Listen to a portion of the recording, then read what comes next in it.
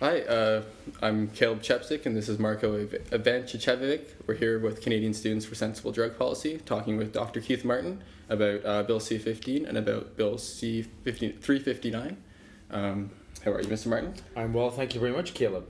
So, our first question for you is, where do you stand on Bill C15? Well, C15 is a deeply flawed bill. The parts of it that I thoroughly am opposed to are the parts that actually start to put mandatory minimums for possession of drugs, and also those that put mandatory minimums for the low-level drug dealers. Because we know that low-level drug dealers are primarily selling because their problem is really that they have a substance abuse problem. So I've been fighting for many years the Parliament to change our drug laws so we look at people who have substance abuse issues as having a medical problem, not a judicial problem. And there are a lot of great things we can do. We have the Naomi Project in Vancouver, drug substitution program. We can use those programs and others to try to deal with people as a medical problem. And in doing so, we know from the facts from Norway and Portugal, you can actually bring people, enable them to come back with their lives, enable them to get back with their families, enable them to decrease or eliminate their drug use. But the status quo right now only benefits the organized crime gangs, who are the real parasites in this. So I'm fully supportive of destroying the organized crime gangs. And we know if you want to destroy the organized crime gangs, as the Nobel laureate Paul Krugman says, you go after their market. So my private member's bill to decriminalize the simple possession of marijuana and the simple possession of up to 2 plants is to destroy the market, destroy the financial underpinnings of organized crime. That's the worst news they would have. And also not to criminalize people who are caught with possession, because we know from the Council of Churches, police associations, even the Canadian Medical Association have said that the status quo with respect to our drug laws does more harm than good. And when we talk about organized crime, and that's one of the main thrusts of this bill, is to confront and stop organized crime. Yet all the evidence on mandatory minimum sentence from the United States and other jurisdictions says that these policies will have no impact on organized crime. But we still hear liberals saying, this, that there is no evidence to support mandatory minimums. But we've also heard a number of liberals saying they're supporting this bill and are willing to let it pass. What's your thoughts or comments on that? Well, as a party, we'll decide where we go. And I know that many of my members of my party are profoundly dissatisfied with this bill, and we'd like to see it change. So it depends. If the government says to us, like the Conservative government has said with other bills, that no part of this bill will change, and if it does change, then this will be a vote of confidence and we will have an election. We don't want an election. Our responsibility right now is to fix the economic woes of our country. We want to make Parliament work. So we've said to the government, we want to work with you to amend your legislation to make it better for our citizens. So far, they've turned their back on working with us on these types of issues. The Conservatives look at this with an ideological bent, and they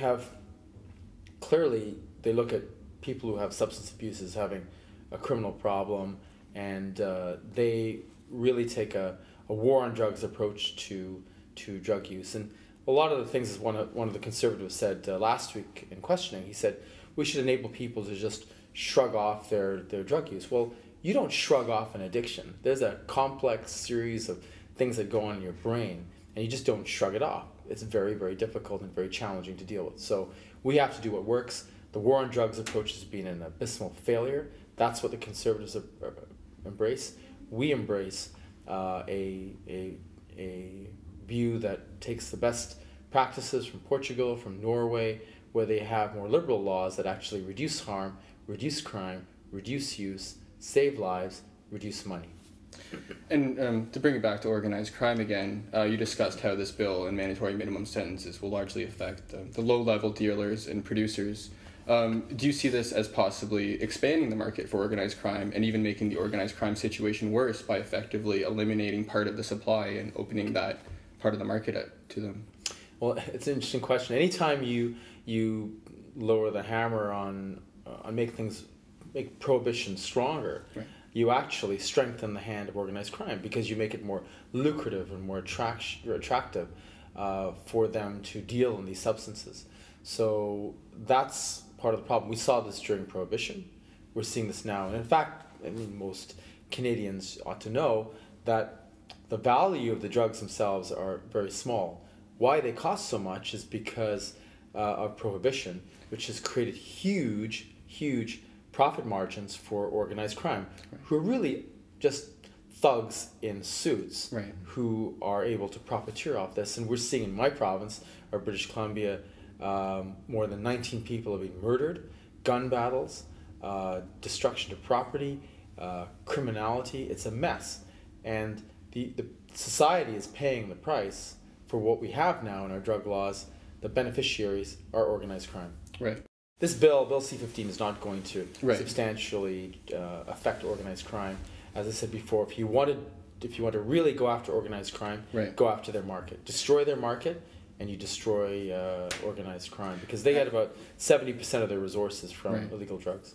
I have to chime in and say that I think that Bill C15 is actually going to increase the value of these drugs now, because in essence people are, they're looking at the fact that, well, they can now do a mandatory minimum sentence, as opposed to, let's say a few weeks ago before this bill passes, when they could only face a slap on the wrist. So that's going to, in effect, increase the value of marijuana and other drugs, thus making like you said, the black market stronger. What do you think that we'll be able to do in the future to get back to square one and actually deal with the problems that we do face? Well, I think my bill to decriminalize the simple possession of marijuana is a step. It's going to save a lot of money. There are more than 15,000 prosecutions for possession in Canada every year. What you could do is use that money, save that money, and put it into prevention programs like the Head Start program for kids, so you can encourage children not to use drugs and to live a healthy life. That actually works. If you catch kids early on, you can prevent this from happening. By being able to save money from the prosecution of people who are in the simple possession of marijuana, you can actually generate resources that you can put into things that work. So this is not going to happen under the current Conservative government, but when we come in, what we'll pursue, as we did before, we allowed Insight to occur in Vancouver, we allowed Naomi to occur, the North American Opiate Management Initiative, Medication Initiative, and other programs like community drug courts.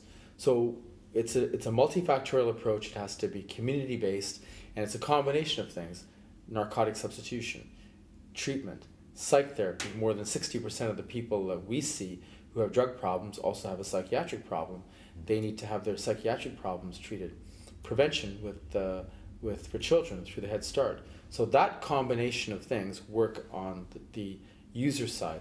Going after the organized crime gangs are to enable the police to have better capability to look at BlackBerry transactions, being able to follow IT tools. The police have a long list of their needs, and they're behind the eight ball. Legislation hasn't given our police officers the tools that they need to go after it, to prosecute, and to be able to convict the leaders of organized crime gangs. And we need to give the police the resources, the tools, and the legislative framework in order for them to pursue these thugs. And that's an argument that's been made, is that that's what Bill C15 will be, strengthening the police and the prosecution. But I'm just wondering, do you see anything in Bill C15 that actually contributes to enforcement powers, contributes to police ability to catch the higher level people? Well, I have to go through parts of it. My concern was actually the mandatory minimum issue, which I found most repulsive, because it's going to put a lot of people in jail and make things an awful lot worse. And you talked about how your decriminalization bill would save Canadian money, and if by some stroke of, or maybe not stroke of luck, but if both bills were introduced at the same time, wouldn't those cost savings be completely offset by the increased spending we'd have to put into the prison system in order to house, and the court system in order to deal with the longer cases that will ultimately result from this bill? Oh, C15, you're right, it's going to cost the taxpayer hundreds of millions of dollars, and completely overwhelm any type of savings that you'd get from decriminalizing marijuana. And the sad thing is it's actually going to divert money from what we could do to treat people, to invest in children so they don't take up drugs.